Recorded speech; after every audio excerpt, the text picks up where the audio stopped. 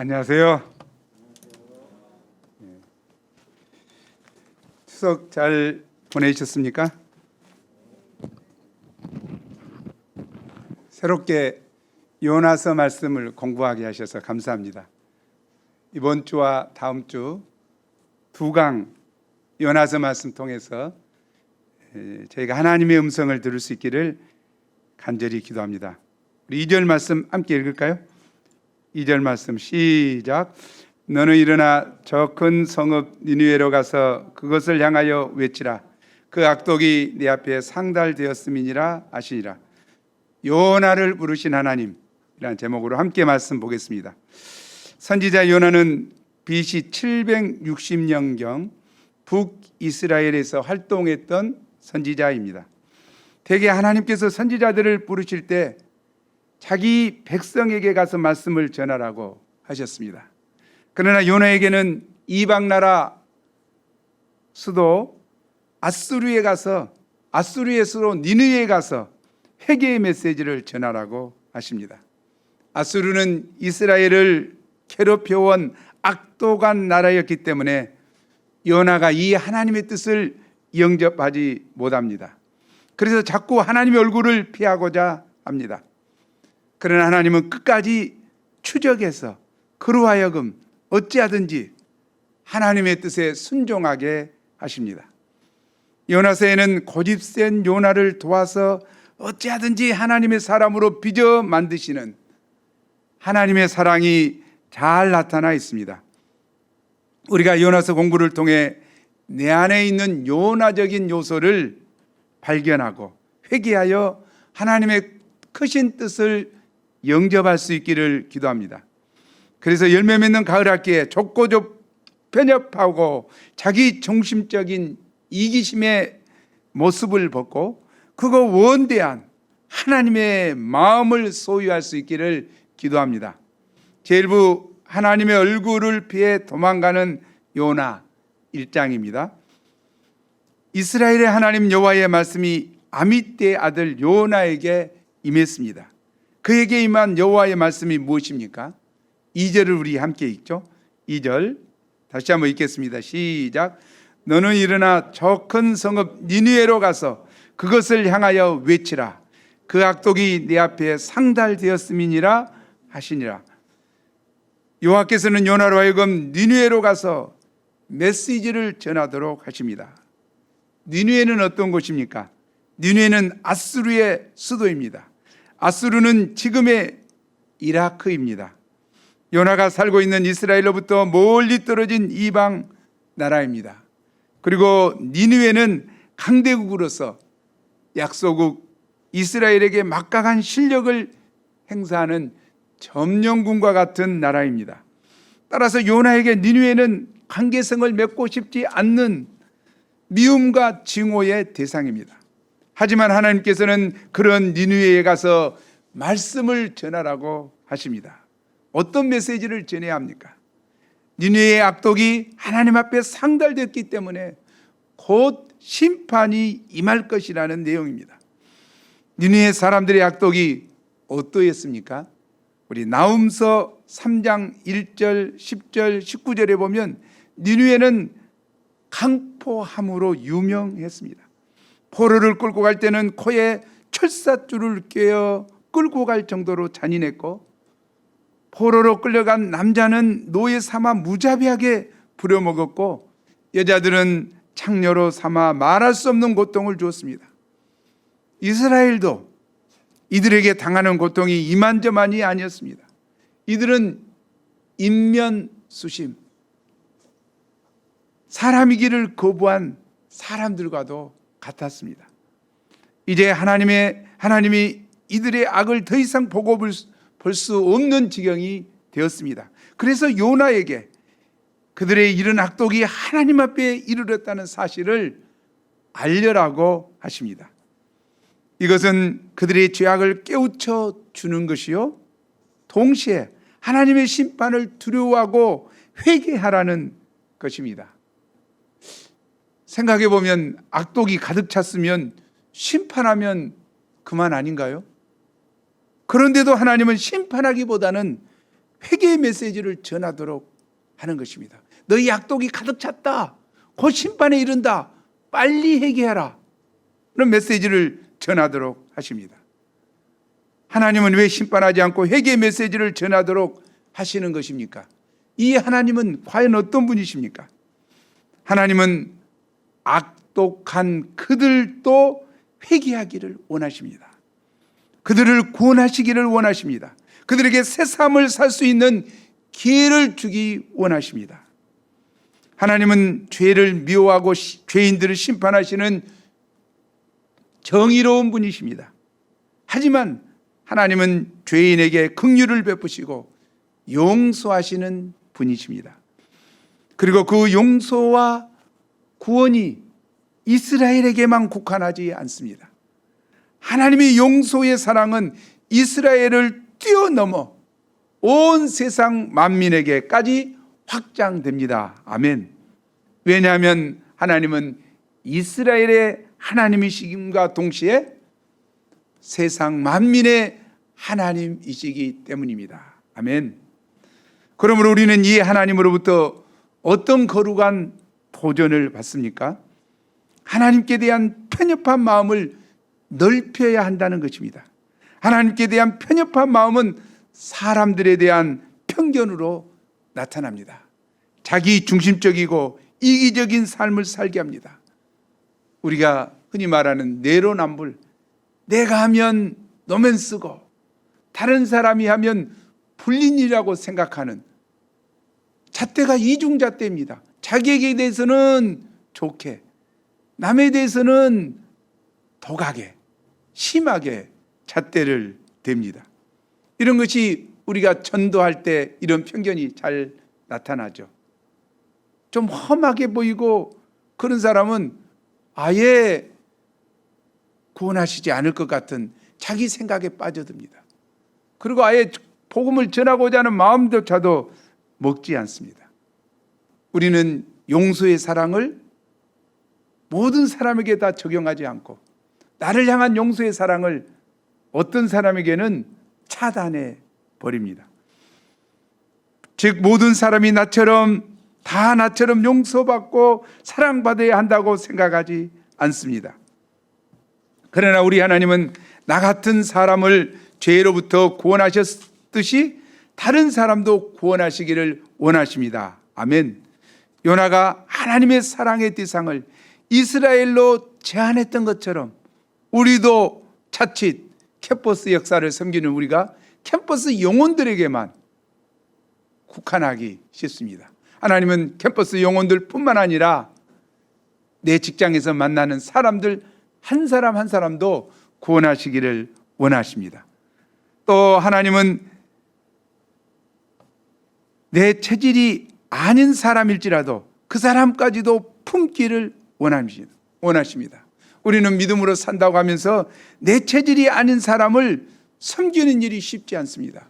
내 체질이 아닌 사람하고는 아예 정죄의 잣대를 대고 함께하고자 하지 않습니다. 그러나 우리 하나님은 내 스타일이 아닌 사람일지라도 우리가 품고 섬기길 원하십니다. 아멘. 그러나 요나는 어떻게 행동합니까? 3절입니다.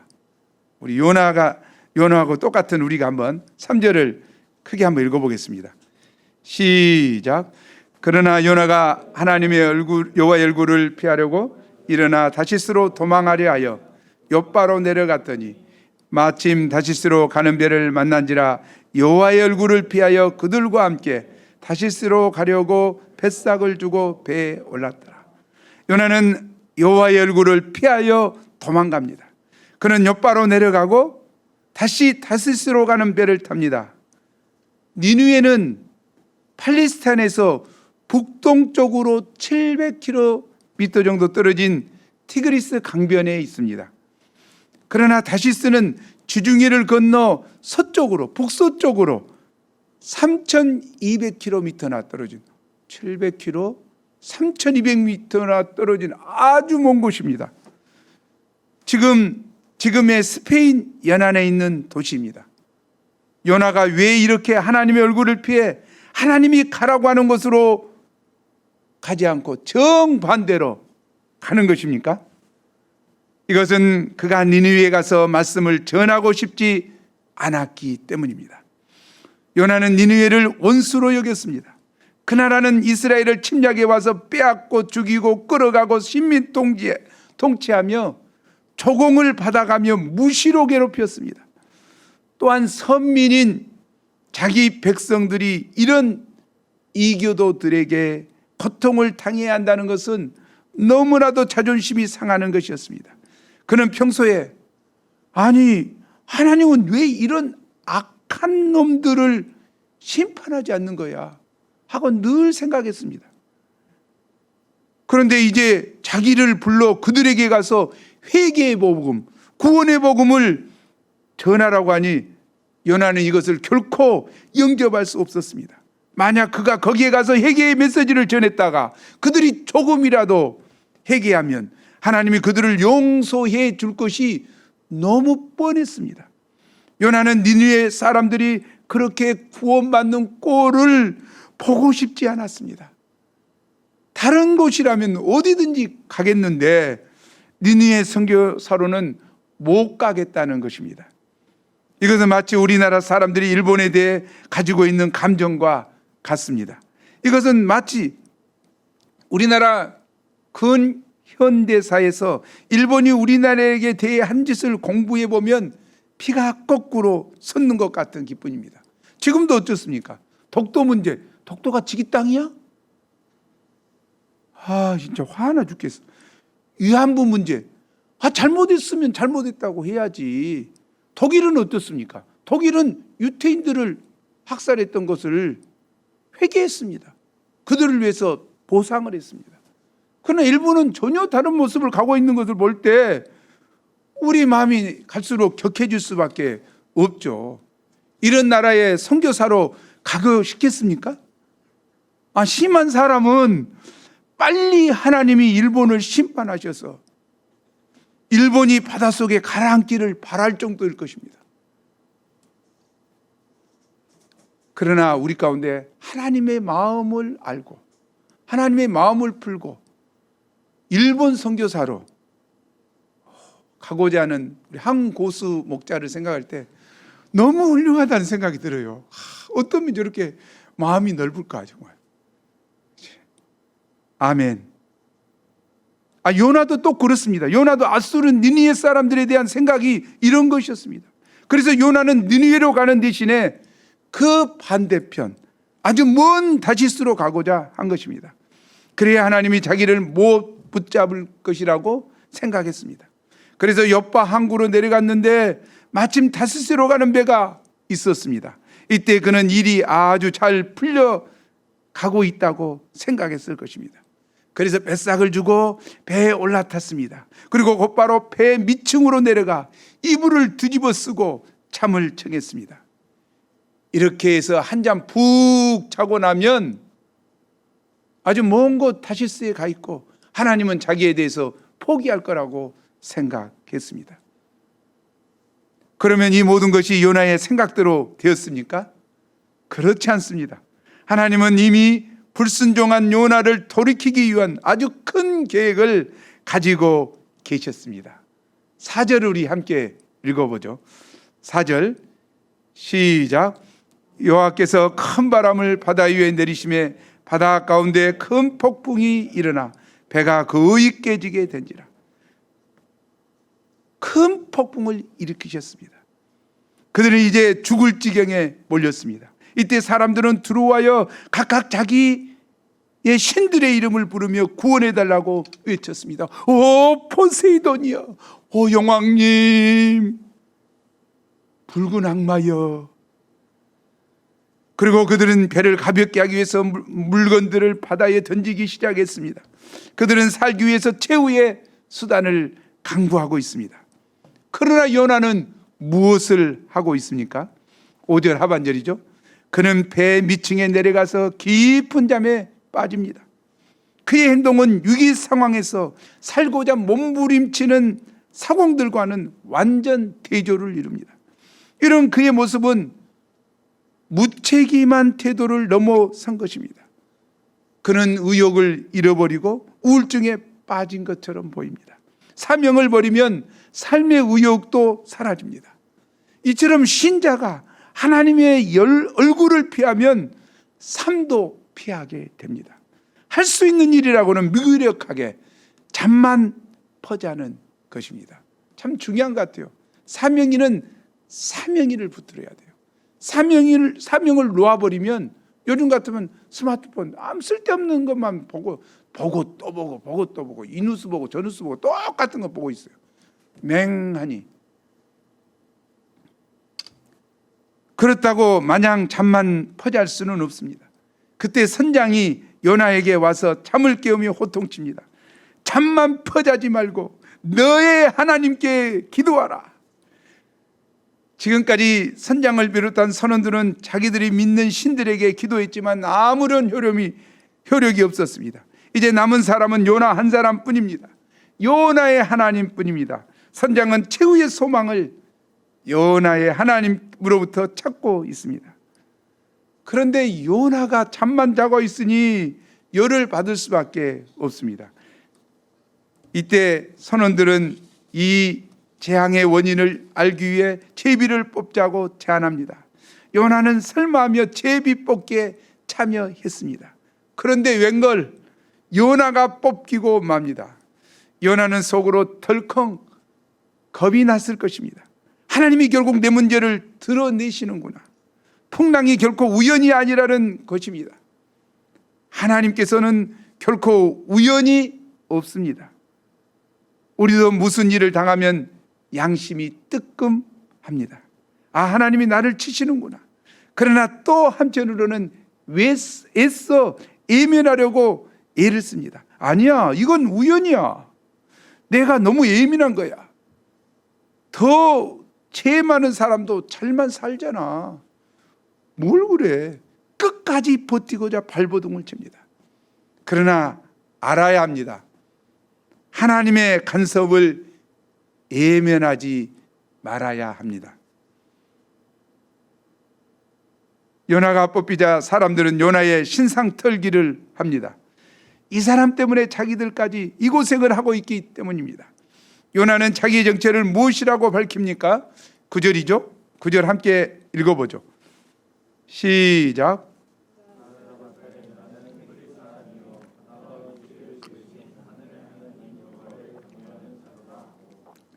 이것은 그의 신앙 고백이기도 합니다.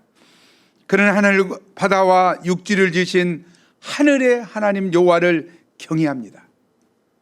그런데 이 하나님 얼굴을 피하여 도망친 그가 어떻게 이런 고백을 할 수 있을까요? 창조주 하나님을 믿는 사람이 어떻게 사명을 거부할 수 있을까요? 그의 행동에는 모순덩어리가 들어 있습니다. 말과 행동이 전혀 다릅니다. 요나의 고백을 들은 사람들은 어떻게 반응합니까? 내가 한 일이 무엇이란 말이냐? 안 돼. 그래서는 안 돼. 당신이 그런 짓을 하면 안 되지. 하나님을 안다는 사람이. 그들은 요나가 어떻게 그런 하나님을 믿는다고 하면서도 그렇게 순종하지 않았는지 놀랄 수밖에 없었습니다. 그들은 요나의 행위가 얼마나 잘못된 것인지를 안 것입니다. 이방 사람들이 하나님의 말씀에 대한 불순종이 얼마나 심각한 일인지를 더 잘 압니다. 때로 불신자가 더 영적입니다. 그렇지만 바다는 점점 더 흉흉해집니다. 문제의 원인을 안 것만으로 문제가 해결되는 것은 아닙니다. 요나는 이 문제를 어떻게 해결하려고 합니까? 그는 자신을 바다에 던지라고 말합니다. 12절이죠. 그는 인당수에 몸을 던진 심충이처럼 되고자 합니다. 내 몸 한 버려서 아버지의 눈을 뜨고자 합니다. 이런 요나의 그의 행동이 어떻게 생각해야 합니까? 요나도 자기 한 몸 바쳐서 다른 사람을 살리려는 것입니까? 아니면 모든 것을 포기해 버리는 것입니까? 그가 여기서 죽으면 그는 니느웨로 갈 수 없습니다. 결국 그가 죽고자 하는 것은 하나님께서 주신 사명을 거역하려는 것입니다. 그는 죽으면 죽었지 결코 사명을 감당하지 않겠다는 것입니다. 왜냐하면 그는 그만큼 자신이 행동이 의롭다고 생각하기 때문이요. 반면에 하나님의 방향이 불의하다고 생각했기 때문입니다. 그러나 사실 하나님 편에서 볼 때 그는 내면이 좁디 좁은 배타적인 민족주의자요, 미움과 증오의 종일 뿐입니다. 요나의 말을 들은 사공들이 어떻게 합니까? 13절이죠. 그러나 그 사람들이 힘써 노를 저어 배를 육지로 돌리고자 하다가 바다가 그들을 향하여 점점 더 흉용함으로 능히 못한지라. 사공들은 자기들만 살겠다고 바로 요나를 바다에 던지지 않았습니다. 참 사공들이 훌륭한 것 같아요. 아무리 요나 때문에 폭풍을 만났지만 그래도 자기들만 살고자 요나를 바다에 던져버릴 수는 없었습니다. 길을 쓰고 노를 저어 배를 육지에 대고자 애를 썼습니다. 얼마나 사랑이 많은 자들인가요? 여기에도 하나님의 메시지가 숨어 있습니다. 하나님을 믿지 않는 이방 사람들조차 고집쟁이 불순종한 요나 한 사람을 살리기 위해서 그렇게 애를 씁니다. 그런데 요나는 그 많은 니느웨 백성들이 뻔히 심판받을 것을 알면서도 모른 채 하고 있다는 것입니다. 또 사공들은 자기들의 신이 있지만 여호와 하나님의 이름으로 기도를 합니다. 여호와여 구하고 구하옵나니 이 사람들의 생명 때문에 우리를 멸망시키지 마옵소서. 무죄한 피를 우리에게 돌리지 마옵소서. 주 여호와께서는 주의 뜻대로 행하심이니이다. 약간 이기적이긴 하지만 굉장히 영적인 기도입니다. 주 여호와 하나님께서는 주의 뜻대로 행하신다. 하나님을 경외하는 기도입니다. 하나님은 요나로 하여금 이방인들의 기도를 듣게 하십니다. 이방인의 입에서 여호와를 향하여 부르짖는 기도를 듣게 하신 것입니다. 그러나 그들은 살기 위해서 어쩔 수 없이 요나를 바다에 던져야 했습니다. 그들이 요나를 바다에 던지자 어떤 놀라운 일이 일어납니까? 바다가 뛰노는 것이 곧 그쳤습니다. 15절이죠. 요나의 말은 정확했고 하나님께서 선원들의 기도도 들어주셨습니다. 그들은 그 하나님 여호와를 크게 두려워합니다. 그들은 여호와께 제물을 드리고 소원을 하였습니다. 요나보다 이방인들이 더 영적입니다. 우리도 때로 목자인 나보다 불신자인 세상 사람들이 더 영적으로 민감한 것을 봅니다. 나는 잔머리를 굴리고 끝까지 버티고 있는데 주변 사람들이 권면합니다. 너 빨리 회개하고 돌아가. 넌 하나님께 순종하고 목자 인생을 살아야 돼. 그럴 땐 너가 힘이 있었어. 너에게 기쁨이 있었잖아. 영적이에요, 때로 불신자들이. 그러면 이처럼 대조되는 사공들과 요나의 모습이 당시 요나서를 읽는 1차 독자인 이스라엘 백성들에게 주는 의미는 무엇입니까? 여기 요나는 이스라엘을 대표하고 선원들은 이방 사람을 대표합니다.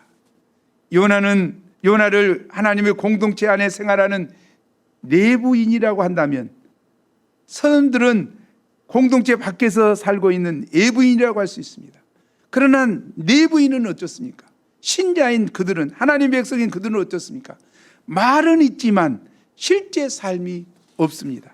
말로는 창조주 하나님을 믿는다고 하지만 삶 속에서는 믿지 않습니다. 순종이 없습니다. 반면에 외부인은 어떻습니까? 삶의 현장에서 실제로 순종하는 살아있는 믿음을 가졌습니다.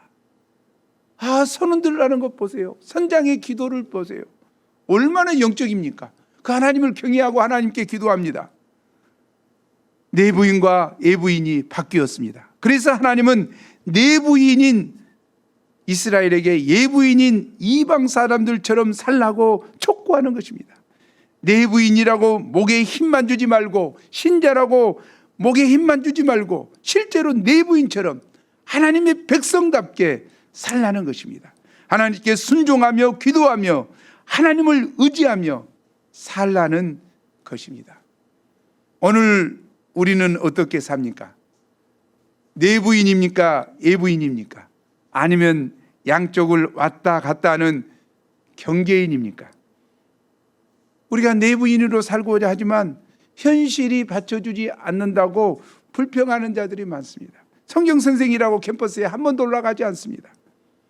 관계전도를 위해서 한 사람 친구에게 사귀기를 원하지만 그것도 머뭇머뭇하다가 한 학기가 금방 지나가 버립니다. 복음 사역에서 무임승차해서는 안 되는 줄 알면서도 그냥 묻혀서 가고자 합니다.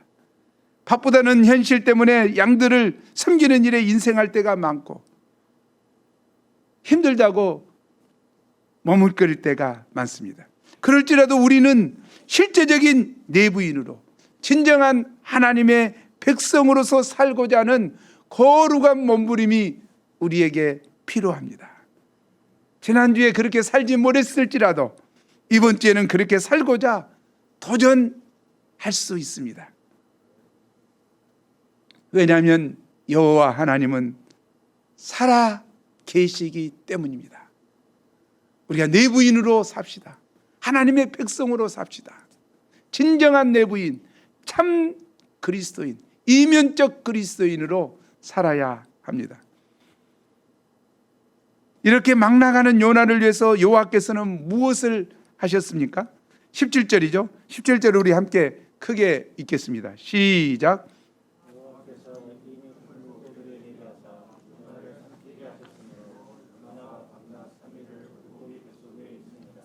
하나님은 요나를 위해 이미 잠수함 큰 물고기 호를 대기시켜 놓으셨습니다. 큰 물고기는 고래보다는 상어일 가능성이 큽니다. 어쨌든 그 큰 물고기가 요나를 삼켰는데 씹어 삼키지 않고 바로 삼켰다는 것이 얼마나 큰 은혜입니까? 그 날카로운 이빨로 한번 씹고 삼켰다면 아마 요나는 살지 못했을 텐데, 요나는 3일을 그 뱃속에서 죽지 않고 살고 있습니다. 그런데 여기에는 두 가지 뜻이 있습니다. 하나는 바닷물에 빠져 죽을 수밖에 없는 그를 구원해 주신 은혜입니다. 와, 감사합니다. 뱃속에 그 풍랑 안에서 어떻게 헤엄칠 거야. 그런 상황에서 구해 준 것 너무 감사합니다. 또 하나는 살려주시되 물고기 뱃속에 있게 하심으로 회개하지 않을 수 없게 하신 것입니다. 물고기 뱃속이 어떠했을까요? 칠흑같이 캄캄했을 것입니다. 창문도 공기구멍도 없습니다. 얼마나 무서웠겠습니까? 물고기 뱃속은 거대한 어물통이었습니다. 물고기 위장에서 나오는 독한 유산 때문에 피부가 녹아버릴 지경이었을 것입니다. 숨이 막혀 죽을 지경이었습니다. 자, 큰 물고기를 예비하사 요나를 삼키게 하신 하나님은 어떤 분이십니까? 죽음의 위기로부터 구원해 주신 분이십니다. 아멘. 그러나 또 숨막히는 인생 막장에서 회개하지 않고는 견딜 수 없게 하시는 분이십니다. 구원의 하나님, 동시에 회개하게 하신 하나님, 여기에 택하신 자를 향한 놀라운 하나님의 사랑과 섭리가 숨어 있습니다. 아멘. 우리는 이런 요나에게서 우리의 모습을 봅니다.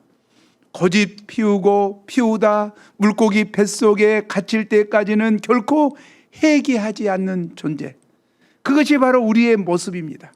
빨리 회개하고 순종하면 요나도 좋고 하나님도 좋습니다. 그러나 괜히 고집 피우다 요나도 고생하고 하나님도 마음 고생이 이만저만이 아닙니다. 그럼에도 불구하고 끝까지 포기치 않으시고 사랑하시고 훈련하시는 하나님, 요나의 고집이 센 것 같지만 우리를 향한 하나님의 사랑은 더 집요하고 끈질깁니다. 아멘. 절대 포기치 않으십니다. 이 끈질긴 하나님의 처음 높은 사랑을 찬양합니다. 그러므로 하나님께 부름을 받은 사람은 어떻게 살아야 합니까? 하나님으로부터 도망쳐서는 안 됩니다. 하나님으로부터 도망치는 일은 불가능하기 때문입니다. 시편 139편 7, 8절을 우리 함께 읽어보죠. 자, 함께 읽어보겠습니다. 시작.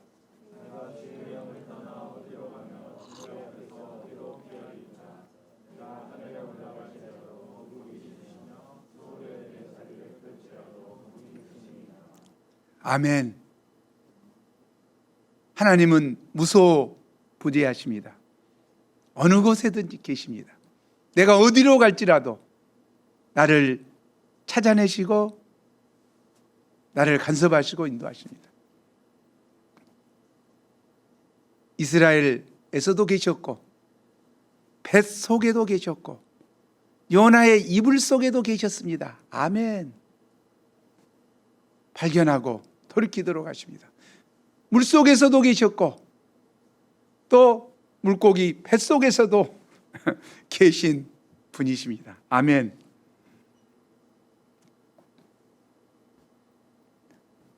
내부인인 우리는 애부인도 경계인도 아닌 분명한 사명인으로 살아야 합니다. 하나님은 한 번 택하신 자를 끝까지 사랑하시기 때문입니다. 아멘. 제2부 물고기 뱃속에서 회개하는 요나 2장입니다. 1, 2절을 함께 읽겠습니다. 여기 기도인데요. 우리 함께 읽어보죠. 시작. 요나가 물고기 뱃속에서 그의 하나님 여호와께 기도하여 이르되 내가 받은 고난으로 말미암아 여호와께 불러 아뢰었더니 주께서 내게 대답하셨고 내가 수월의 뱃속에서 부르짖었더니 주께서 내 음성을 들으셨나이다. 지금까지 요나는 기도하지 않았습니다. 풍랑 속에서도 제비 뽑힘을 당했을 때도 기도하지 않았습니다. 사공들이 기도했고 선장이 기도했습니다. 그러나 물고기 뱃속에서는 기도하지 않을 수 없었습니다. 너무나 고통스러워 살려달라고 기도했습니다. 부인할래야 부인할 수 없는 하나님의 손길을 느꼈기에 항복하고 기도한 것입니다. 요나에게 있어서 물고기의 뱃속은 견디기 힘든 인생 막장이었지만 실상은 축복의 장소였습니다. 자신의 고집을 꺾고 회개하고 하나님께 순종함으로 하나님과의 관계성이 회복되었기 때문입니다. 하나님은 우리를 너무나 잘 아시기 때문에 너무나 사랑하시기 때문에 때로 물고기 뱃속으로 인도하십니다. 그것이 사업 실패일 수 있고 시험 낙방일 수 있습니다. 각종 불의의 사고나 건강의 어려움, 자녀들의 어려움일 수 있습니다. 하지만 그 자리에서 우리는 진솔하게 기도합니다. 모든 것을 내려놓고 회개합니다. 하나님의 자비를 구합니다. 2절에 내가 받은 고난으로 말미암아 여호와께 불러 아뢰었더니, 이처럼 고난이 유익입니다. 왜냐하면 하나님을 부르고 앙망하기 때문에 말입니다. 4절을 함께 읽겠습니다. 시작.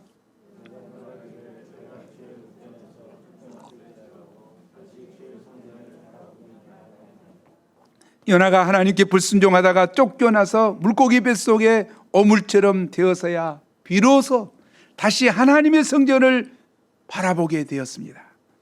집 나간 탕자가 돼지치기가 되어서야 비로소 아버지의 집을 생각하고 돌아갈 마음을 먹은 것과 같습니다. 돼지치기가 되는가? 물고기 뱃속에 오물이 되는가? 그것은 결코 중요하지 않습니다. 회개하고 다시 주의 성전을 바라보는가, 그렇지 않는가 하는 것이 정말 중요합니다. 6절, 7절을 읽겠습니다. 시작. 내가 산의 뿌리까지 내려가 싸우며 땅이 그 빗장으로 나를 오랫동안 막아 싸우나 나의 하나님 여호와여, 주께서 내 생명을 구덩이에서 건지셨나이다. 내 영혼이 내 속에서 피곤할 때에 내가 여호와를 생각하였더니 내 기도가 주께 이르러 싸우며 주의 성전에 미쳤나이다. 요나가 살만할 때는 하나님께 기도하지 않았습니다. 그러나 산의 뿌리까지 내려갔을 때, 사방이 빗장으로 막혔을 때, 그 영혼이 피곤하여 견딜 수 없을 때 비로소 하나님을 생각하고 기도했습니다. 하나님은 우리가 기도하지 않고서는 견딜 수 없게 하십니다. 이를 위해 우리를 압박하십니다.